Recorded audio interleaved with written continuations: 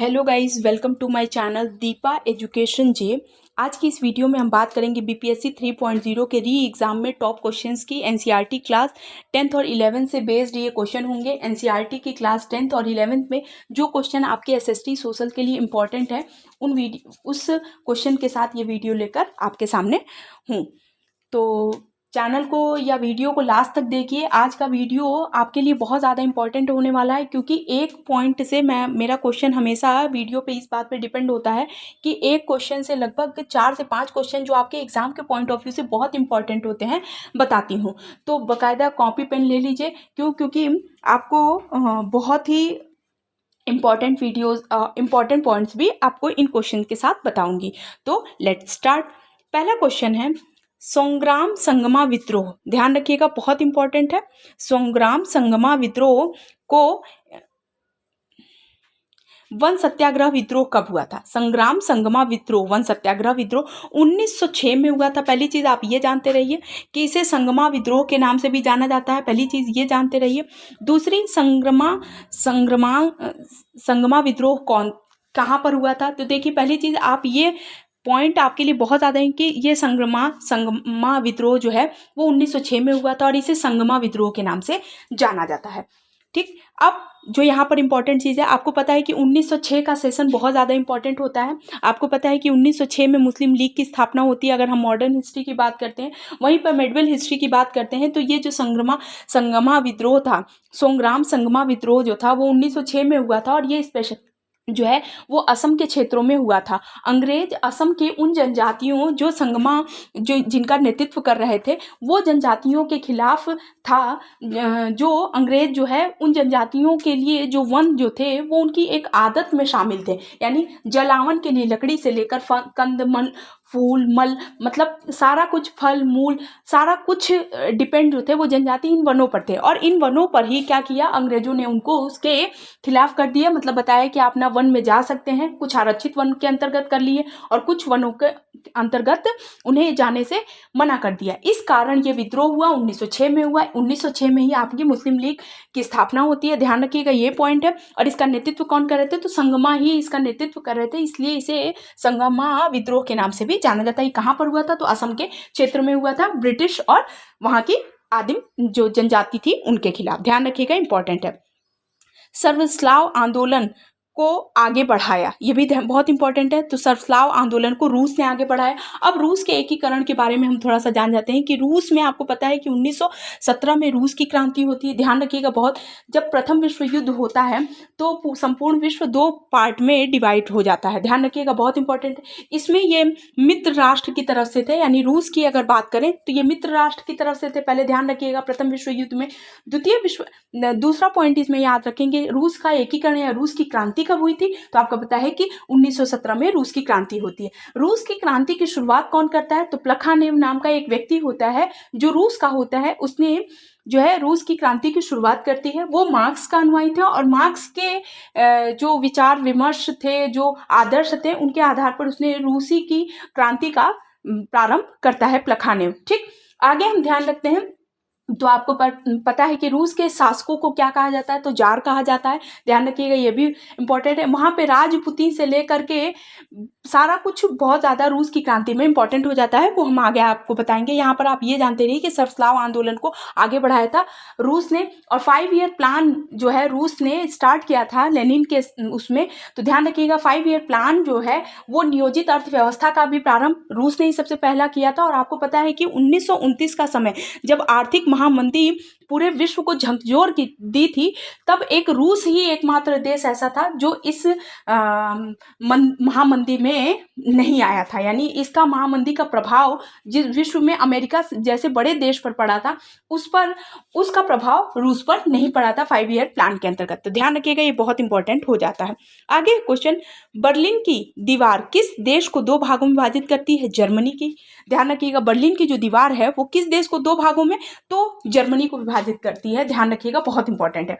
अब जर्मनी के बारे में हम पढ़ लेते हैं। तो आपको पता है कि जर्मनी में नाजीवाद का उदय होता है, वहीं पर इटली में मुसोलिनी के नेतृत्व में फांसीवाद का उदय होता है। जो ये नाजीवाद था, ये जर्मनी में हिटलर के नेतृत्व में आया। हिटलर जो था वो उसका जन्म ऑस्ट्रिया में हुआ था और वो बचपन से एक पेंटर बनना चाहता है। ध्यान रखिएगा, प्रथम विश्व युद्ध में जर्मनी का नेतृत्व करने के वजह से इसको आयरन क्रॉस प्राप्त होता है और आयरन क्रॉस उन्हीं व्यक्तियों को मिलता था जो युद्ध में वीरतापूर्वक अपना प्रदर्शन करते थे। तो इसके बाद से ध्यान रखिएगा 1920 ईस्वी में, समझते चलिएगा, 1920 में वो नाजी का जर्मन वर्क्स पार्टी का सदस्य बनता है। फिर उसने उसको बदल के नाम बदल कर उसका नेता बन जाता है, फ्यूरर बन जाता है। 1924 में, ध्यान रखिएगा, 1923 में वहाँ के जो तत्कालीन सेना थी, वहाँ का जो तत्कालीन सत्ता था, उसके विरोध में वो बियर हॉल विद्रोह करता है, लेकिन वो विद्रोह उसका कामयाब नहीं होता है और इसके बाद से वो जेल में डाल दिया जाता है। जेल में जाकर उसने मीन कैम्प की रचना की, जो उसकी आत्मकथा थी, जिसे मेरा संघर्ष के नाम से भी जाना जाता है। मीन कैम्प की रचना हिटलर द्वारा की गई थी। फिर बाद में उसे जेल से छोड़ दिया जाता है और इस तरीके से 1933 का जो समय आता है तो वहाँ के राष्ट्रपति हिंडनबर्ग जो है वो जर्मनी का चांसलर बना देते हैं। स्लाइटन को हटाते हैं और स्लाइटन जैसे ही पद से हटते हैं वैसे ही जर्मनी का चांसलर बन जाता है कौन?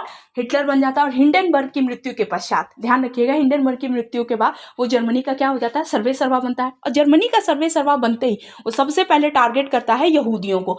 और यहूदियों के बारे में, जो जर्मन लोग थे उनके बारे में एक ऐसी विचारधारा को प्रोत्साहित करता है जिसमें लोग जो है यहूदियों को अपना क्या दुश्मन बनाने लगते हैं, क्योंकि उसका कहना था कि जो जर्मन है, जो मूल नस्ल के जर्मन है, उन्हीं को जर्मनी में रहने का अधिकार है। बाकी जितने भी यहूदी हैं या जितने नॉन जर्मन हैं उन्हें जर्मनी से बाहर निकाल दिया गया। इसी चीज़ को वो अपना उद्देश्य बनाया और इसी कारण उसने यहूदियों के साथ नरसंहार तक किया था। यही कारण है, यही अंतर है मुसोलिनी के एकीकरण में इटली के ध्यान रखिएगा, बहुत इंपॉर्टेंट है। आपको पता है कि रोम के बारे में जब हम पढ़ते हैं तो इटली के बारे में जब हम पढ़ते हैं तो रोम मार्च के बारे में पढ़ते हैं। अक्टूबर 1922 में, ध्यान रखिएगा, सारी डेट बहुत इंपॉर्टेंट है। अक्टूबर 1922 में मुसोलिनी ने कहा था रोम चलो का नारा दिया और रोम चल देता है। आपको पता है सुभाष चंद्र बोस ने पेरिस से अल्वा की और गांधी जी के द्वारा दांडी यात्रा की और मुसोलिनी के रोम मार्च की यात्रा से एक दूसरे से क्या की है? तुलना की है। ये जब मुसोलिनी जब इटली का एकीकरण के लिए या इटली में फांसीवाद का उदय के लिए जब वो रोम चलो का नारा देता है और रोम जाता है,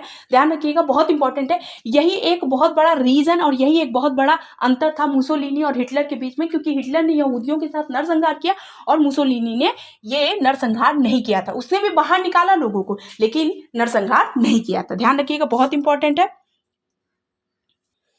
बहुत इंपॉर्टेंट है। ठीक, आई होप ये सारी चीज़ें आपको समझ में आ रही होंगी। अगर आपको मेरा सेशन पसंद आ रहा हो, मेरी मेहनत पसंद आ रही हो, क्वेश्चंस पसंद आ रहे हो, एक्सप्लेनेशन पसंद आ रहा हो, तो प्लीज़ चैनल को लाइक करें, सब्सक्राइब करें, शेयर करें। अमेरिका प्रथम विश्व युद्ध में कब शामिल हुआ? 6 अप्रैल 1917। सारी डेट बहुत इंपॉर्टेंट है। बीपीएससी 3.0 के परीक्षा के लिए ये बहुत ज़्यादा इंपॉर्टेंट है कि आपका डेट बिल्कुल कंफर्म रहे। प्रथम विश्व युद्ध में अमेरिका कब शामिल हुआ? 6 अप्रैल 1917। अब देखिए, हम पहले बताते हैं आपको कि ऑस्ट्रिया के राजकुमार होते हैं, ऑस्ट्रिया के राजकुमार की हत्या हो जाती है, ध्यान रखिएगा, बहुत इंपॉर्टेंट है, सेराजेवो में 28 जुलाई 1914 को। यहीं से प्रथम विश्व युद्ध की शुरुआत मानी जाती है, ध्यान रखिएगा। अब प्रथम विश्व युद्ध की शुरुआत होती है तो जो संपूर्ण विश्व होता है वो दो खेमों में बढ़ जाता है, मित्र राष्ट्र, धुरी राष्ट्र। मित्र राष्ट्र की तरफ से संयुक्त राज्य अमेरिका, इंग्लैंड, फ्रांस, रूस हो जाते हैं। वहीं दूसरी तरफ जो है जर्मनी, बुल्गारिया, तुर्की, हंगरी एम्पायर, ये सारे जो थे वो धुरी राष्ट्र की तरफ से होते हैं। ध्यान रखिएगा, इंपॉर्टेंट है। अब अमेरिका जो है प्रथम विश्व युद्ध में, आपको पता है कि प्रथम विश्व युद्ध शुरू होता है 1914 से, लेकिन अमेरिका 3 साल बाद, क्योंकि पता था वहाँ पर लोगों की, ये जो एक प्रिडिक्शन दिया था, लोग सोचे कि दिसंबर तक ये, जुलाई में उनकी हत्या होती है और लोग अगस्त से इसका प्रारंभ माना जाता है और ये तय हुआ था कि दिसंबर तक यानी क्रिसमस तक आते आते ये युद्ध समाप्त हो जाएगा। पर क्रिसमस तक आते आते ये युद्ध और भीषण हो गया और लगातार 4 साल तक चला था। और आपको पता है कि संयुक्त राज्य अमेरिका की अगर बात करें तो ये प्रथम विश्व युद्ध में 1917 में शामिल होता है और 1918 में ये युद्ध समाप्त हो जाता है। अब जब 6 अप्रैल 1917 को ये युद्ध में शामिल क्यों होता है, अमेरिका शामिल क्यों होता है, तो ध्यान रखिएगा, ये बहुत इंपॉर्टेंट है कि लिसुतानिया नाम का एक जहाज जो था वो जा रहा था वहाँ पर, और लिसुतानिया नामक जहाज में 1028 व्यक्ति जो डुबो दिया गया, उस जहाज को डुबो दिया गया और 1028 में से लगभग 130 व्यक्ति जो थे वो अमेरिकी थे। ध्यान रखिएगा, बहुत इंपॉर्टेंट है। जर्मनी ने ऐसा कार्य किया था। इस कारण अमेरिका जो होता है, मतलब यही रीजन है कि द्वितीय विश्व युद्ध में भी अमेरिका जब शामिल होता है तो पर्ल हार्बर पर जापान द्वारा आक्रमण किया जाता है। उसके नौसैनिक हवाई अड्डा को अपने कब्जे में कर लेने की वजह से ही अमेरिका दोनों विश्व युद्ध में शामिल होता है। यानी एक बहुत बड़ा टारगेट जब अचीव करता है या बहुत बड़े टारगेट को करके जब कोई आक्रमण करता है, इसी कारण प्रथम विश्व युद्ध में अमेरिका शामिल हुआ था और यही बहुत बड़ा रीज़न था कि द्वितीय विश्व युद्ध में अमेरिका शामिल हुआ था। तो ये डेट इंपॉर्टेंट है, ध्यान रखिएगा। अगर यहाँ पे पूछे कि अमेरिका सेकेंड वर्ल्ड वॉर में कब शामिल हुआ था, तो 8 दिसंबर 1941 को। वो भी स्टार्ट हुआ था 1939 से 40, 41, 42 लगभग 45 तक चला था, लेकिन 41 में अमेरिका सेकेंड वर्ल्ड वॉर में शामिल हुआ था। ध्यान रखिएगा, इंपॉर्टेंट है। आगे क्वेश्चन, जजिया कर सबसे पहले किसके द्वारा लगाया गया था? ध्यान रखिएगा, बहुत इंपॉर्टेंट है। तो जजिया कर एक तरीके का, देखिए कर की अगर हम बात करें तो आपको पता है कि ये जो है वो गैर मुस्लिम कर था। ध्यान रखिएगा, सबसे पहले ये लगाया गया था मोहम्मद बिन कासिम के द्वारा। अब मोहम्मद बिन कासिम से सबसे पहला मुस्लिम आक्रमणकारी कौन था? मोहम्मद बिन कासिम था। सिंध की तरफ से इसने आक्रमण किया था, इसके द्वारा सबसे पहले जजिया कर लगाया गया था, ठीक, मोहम्मद बिन कासिम के द्वारा। फिर इसे फिरोज शाह तुगलक द्वारा ब्राह्मणों पर लगाया गया, ठीक है, ब्राह्मणों पर। अब ये आपसे ये भी प्रश्न पूछा जा सकता है कि जजिया कर सबसे पहले ब्राह्मणों द्वारा किसने लगाया था? तो फिरोज शाह तुगलक द्वारा लगाया गया था। वापस अकबर ने इसे समाप्त कर दिया, क्योंकि आपको पता है कि अकबर अपने सैन्य व्यवस्था के साथ साथ अपने जो प्रशासनिक व्यवस्था के लिए बहुत माने जाने जाते थे। फिर औरंगजेब ने इसे प्रारंभ किया और मोहम्मद शाह रंगीला द्वारा इसको अंततः क्या कर दिया गया? हमेशा के लिए बंद कर दिया गया। हमेशा इसके लिए क्या कर दिया गया? हमेशा के लिए इसे खत्म कर दिया गया। तो सबसे पहले शुरुआत किसने की थी? मोहम्मद बिन कासिम के द्वारा की गई थी। ब्राह्मणों पर इसे लगाया था फिरोज शाह तुगलक ने, अकबर ने इसे समाप्त किया था और औरंगजेब ने इसे पुनः जो है लगा दिया था और इसे अंततः समाप्त किया गया मोहम्मद शाह रंगीला द्वारा। इसमें रंगीला नाम की वो उप कविताएं लिखता था, पद लिखता था, दोहे लिखता था, इस कारण उसे रंगीला उसका जो था वो उप पद था, मतलब उपनाम था। ध्यान रखिएगा, इंपॉर्टेंट है।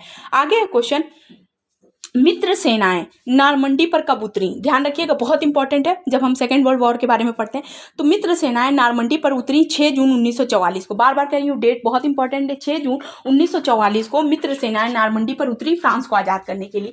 इस ऑपरेशन को ऑपरेशन ओवरलॉर्ड कहा गया। ध्यान रखिएगा, ये भी इंपॉर्टेंट है। अगर क्वेश्चन आपसे पूछे कि ऑपरेशन ओवरलॉर्ड किसे कहा जाता है, तो मित्र सेनाओं द्वारा 6 जून 1944 को नारमंडी पर उतरना फ्रांस को आज़ाद कराने के लिए, ये घटना, ये पूरा ऑपरेशन ओवरलॉर्ड कहलाता है। ध्यान रखिएगा, मेरी इच्छा ही कानून है, ये बहुत इंपॉर्टेंट है क्वेश्चन। ध्यान रखिएगा, ये स्टेटमेंट वाले क्वेश्चन बहुत ज़्यादा इंपॉर्टेंट। मेरी इच्छा ही कानून है, ये जो है वो लुई 16 के वर्ड थे। आपको पता है कि फ्रांस की जब क्रांति होती है तो उस समय फ्रांस का सम्राट कौन होता है? लुई 16 होता है और इसी ने ये स्टेटमेंट दिया था कि मेरी इच्छा ही कानून है। मेरी इच्छा ही, स्टेटमेंट को ध्यान से देखिए, मेरी इच्छा ही कानून है, लुई 16 ने कहा था।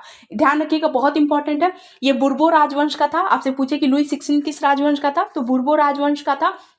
ध्यान रखिएगा, बहुत इंपॉर्टेंट है। लुई 14 की अगर हम बात करें, अगर लुई 14वां की बात करें, तो लुई 14वां या लुई 16, ये लोग के बारे में जब हम फ्रांस की क्रांति के बारे में पढ़ते हैं, आप क्लास 10 के एनसीईआरटी उठाते हैं, 9th के एनसीईआरटी उठाते हैं, तो आप देखते हैं कि फ्रांस की क्रांति से शुरुआत होती है जब यूरोप में राष्ट्रवाद का प्रारंभ माना जाता है। तो यहीं से फ्रांस की क्रांति से इसका प्रारंभ माना जाता है।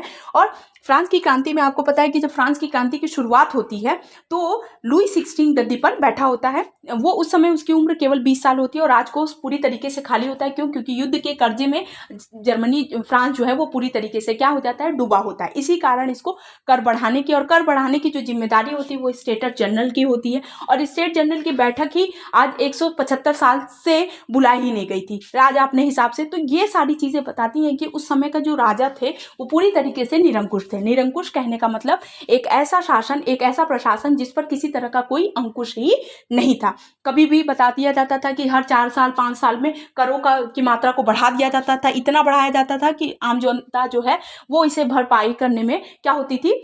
नाकाम हो जाती थी। लोगों के द्वारा, मतलब सम्राट के द्वारा ही कहीं ना कहीं देखा जाता था कि लोगों का शोषण प्रारंभ था। और इसी कारण फ्रांस की क्रांति में ये सारी चीज़ें जो थी वो इन्वॉल्व हुई। ये सारे लोग जो मध्यम वर्ग के लोग थे वो सारे, क्योंकि आपको पता है कि स्टेट्स की अगर बात करें तो 3 पार्ट में विभाजित था फ्रांस का।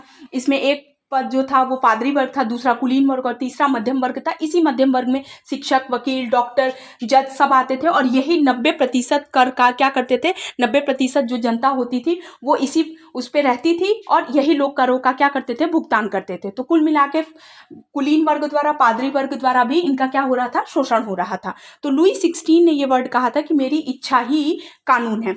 और लुई 14 का भी एक स्टेटमेंट आता है, पर आप यहाँ लुई 16 के बारे में जानते रहिए कि मेरी इच्छा ही कानून है, ये लुई 16 का कथन था, ध्यान रखिएगा, इंपॉर्टेंट है। बोस्टन टी पार्टी की घटना कब घटित होती है? दिसंबर 1773 में। इसके बारे में भी हम बहुत अच्छे से समझ लेते हैं। बोस्टन टी पार्टी की घटना कब घटित होती है? तो दिसंबर 1773 में। तो देखिए, बोस्टन टी पार्टी यानी एक जहाज जिसमें चाय भरा हुआ था, चाय का व्यापार के माध्यम से मोहोक जनजाति के द्वारा, मोहोक कभी कभी आता है, मोहोक भी पूछा जाता है, मोहोक जनजाति के द्वारा उनके कपड़े पहनकर ये घटना क्या होती है? सैमुअल एडम्स के द्वारा क्या होती है? इसका नेतृत्व किया जाता है। बोस्टन टी पार्टी की घटना होती है 1773 में। 1774 में फिलाडेल्फिया में पहला महादेशीय सम्मेलन होता है, और 1775 में, ध्यान रखिएगा, सारा चीज़ आपको बता दी, 1775 में लेक्सिंगटन में प्रथम संघर्ष होता है, और 1776 4 जुलाई, ध्यान रखिएगा, 4 जुलाई 1776 को अमेरिका का घोषणा पत्र पढ़ा जाता है, और उसी दिन से अमेरिका क्या माना जाता है?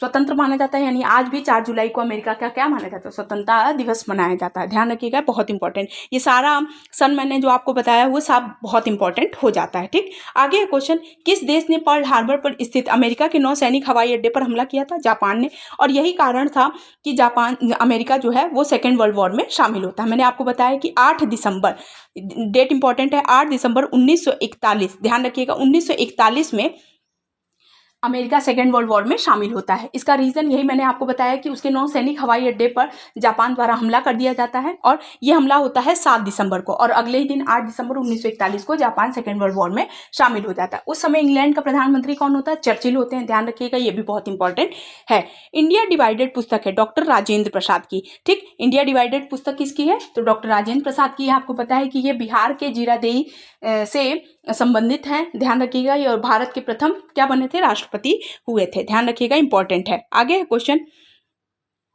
1930 में मुस्लिम लीग के अध्यक्ष कौन थे? मोहम्मद इकबाल। 1930 में मुस्लिम लीग के अध्यक्ष कौन थे? मोहम्मद इकबाल थे। अच्छा, इन्होंने, ऐसा बताया जाता है कि पाकिस्तान को सिर्फ एक अलग नेशन के रूप में ऐसा कहा जाता है कि इन्होंने किया था, पर इन्होंने एक ऐसी, मतलब पाकिस्तान वर्ड का आपको पता है कि रहमत अली चौधरी द्वारा सबसे पहले प्रयोग किया गया था पाकिस्तान शब्द का, लेकिन इन्होंने एक ऐसे प्रांत की मैंने सम्मेलन में या अधिवेशन में ऐसे प्रांत की बात की थी जिसमें मुस्लिम्स का क्या हो? प्रतिनिधित्व हो, मुस्लिम के द्वारा चुने जाए। तो ऐसा इन्होंने जो है मोहम्मद इकबाल द्वारा कहा गया था, जिसको कहा जाता है कि इन्होंने अलग प्रांत की नहीं, उन्होंने कहा कि हमें एक ऐसा शासन चाहिए, एक ऐसा राज्य चाहिए जिसमें हमारा जो राज्य हो, हमारा जो हस्तक्षेप हो वो मुस्लिम शासकों द्वारा हो, और मुस्लिम ही उसे निर्वाचित करें, मुस्लिम ही उस चुनाव में शामिल हो, ऐसा उनका मानना था। तो मोहम्मद इकबाल थे जिन्होंने 1930 में मुस्लिम लीग के अध्यक्ष थे, ध्यान रखिएगा, बहुत इंपॉर्टेंट है। किस वर्ष बंगाल में भीषण अकाल पड़ा जिससे 1/3 आबादी समाप्त हो गई? तो 1770 में बंगाल में भीषण अकाल पड़ा था जिससे 1/3 आबादी क्या हो गई थी? समाप्त हो गई थी, ध्यान रखिएगा, ये भी बहुत इंपॉर्टेंट है। 1770 का जो समय था, इसके 3 वर्ष बाद 1773 में रेगुलेटिंग एक्ट आता है, ध्यान रखिएगा। आपको पता है कि रेगुलेटिंग एक्ट के द्वारा भारत में सर्वोच्च न्यायालय की स्थापना होती है, कलकत्ता, मद्रास, बम्बई में, ध्यान रखिएगा, बहुत इंपॉर्टेंट है। कलकत्ता सुप्रीम कोर्ट की स्थापना 1773 के रेगुलेटिंग एक्ट के द्वारा होती है। यहाँ पर ध्यान रखिएगा, उसके 3 वर्ष पहले यानी बंगाल में भीषण अकाल जो था वो 1770 में पड़ा था, जिसे मतलब 1/3 आबादी क्या हो गई थी? समाप्त हो गई थी, ध्यान रखिएगा, इंपॉर्टेंट है। दिल्ली सल्तनत के किस सुल्तान के पास दासों की संख्या सबसे अधिक थी? फिरोज शाह तुगलक। आपको पता है, अभी मैंने आपको बताया जजिया कर के बारे में, तो इससे यहाँ पर क्वेश्चन बन सकता है कि किस शासक, मुगल शासक के द्वारा ब्राह्मणों पर जजिया कर लगाया था? तो ये था फिरोज शाह तुगलक, और इसके समय में दासों की संख्या सबसे अधिक थी। किस सुल्तान के पास? तो फिरोज शाह तुगलक के पास दासों की संख्या सबसे अधिक थी। ये ऐसा रिपीटेड क्वेश्चन चूंकि बार बार परीक्षा में पूछा जाता है, ये आपको मैंने बताया कि प्रीवियस ईयर के भी क्वेश्चन इसमें शामिल हैं और सब एनसीईआरटी में दिए हुए हैं। ठीक, आगे है क्वेश्चन, चचनामा के लेखक कौन है? तो अली अहमद प्रिय जो है वो चचनामा के लेखक हैं। अली अहमद प्रिय जो है वो चचनामा के लेखक हैं, और इस बुक में, इस पुस्तक में चच वंश, सच नहीं चच वंश के बारे में पूरी कहानी वर्णित है। चचनामा के लेखक जो हैं अली अहमद प्रिय हैं, और जो ये पुस्तक है, इस पुस्तक में वहाँ की क्षेत्रीय भाषा का प्रयोग करते हुए चच शासकों के बारे में, किस तरीके से वे शासन करते थे, वहाँ का प्रबंधन क्या था, वित्तीय प्रबंधन, प्रशासकीय व्यवस्था कैसी थी, प्रशासनिक व्यवस्था कैसी थी, कौन उसको पूरी तरीके से कंट्रोल में किया हुआ था, वो सारा चीज़ इस पुस्तक में दिया हुआ है। ठीक, इस सेशन का लास्ट क्वेश्चन है, किसने बांधों को आधुनिक भारत के मंदिर कहा था? तो पंडित जवाहरलाल नेहरू ने कहा था आधुनिक भारत के मंदिर। बांधों को आधुनिक भारत के मंदिर किसने कहा था? पंडित जवाहरलाल नेहरू ने कहा था। ये स्वतंत्र भारत के पहले प्रधानमंत्री बने थे। अगर हम पूरी मसौदा समिति, ड्राफ्टिंग समिति और झंडा समिति, ये सारा जब हम संविधान समिति के बारे में पढ़ते हैं तो आपको पता है कि पंडित जवाहरलाल नेहरू के द्वारा बहुत से ऐसे इंपॉर्टेंट काम किए गए थे जिसकी वजह से आज भी कहीं ना कहीं जो भारत देश जो है वो कहीं एक शब्द में कहें तो ऋणी है। ध्यान रखिएगा, बहुत इंपॉर्टेंट है। ये स्टेटमेंट वाले क्वेश्चन भी परीक्षा में पूछे जाते हैं। तो देखिए ये सेशन, आई होप आपको ये सारी चीज़ें समझ में आ रही होंगी। अगर सेशन आपको पसंद आ रहा हो तो प्लीज़ चैनल को लाइक करें, सब्सक्राइब करें, शेयर करें। किस गवर्नर जनरल ने कांग्रेस के अधिवेशनों को प्रतिबंधित किया था? तो लॉर्ड वेलिंगटन ने किया था। इन्हीं के समय में 1935 भारत शासन अधिनियम 1935 जो था वो एक्ट पारित हुआ था। तो कौन था? लॉर्ड वेलिंगटन थे और इन्हीं ने इन गवर्नर जनरल ने कांग्रेस के अधिवेशनों को प्रतिबंधित किया था। तो सब बहुत इंपॉर्टेंट क्वेश्चन हो जाते हैं। तो देखिए आई होप आपके लिए वीडियो बहुत ज़्यादा इंपॉर्टेंट होगी। ये सारे क्वेश्चन आपके एनसीईआरटी बेस्ड हैं, प्रीवियस ईयर के भी क्वेश्चन लेकर आपके सामने उपस्थित थी। ये सारे क्वेश्चन का रिवीजन फटाफट करिए। क्योंकि समय कम बचा हुआ और रिवीजन के लिए चीज़ें जितनी ज़्यादा आप पढ़ेंगे, जितना ज़्यादा तैयार करेंगे उतने क्वेश्चन आपके तैयार होंगे। तो आई होप आपके लिए वीडियो बहुत ज़्यादा इंपॉर्टेंट होगी। अगर सेशन पसंद आ रहा हो तो प्लीज़ चैनल को लाइक करें, सब्सक्राइब करें, शेयर करें। Thank you so much.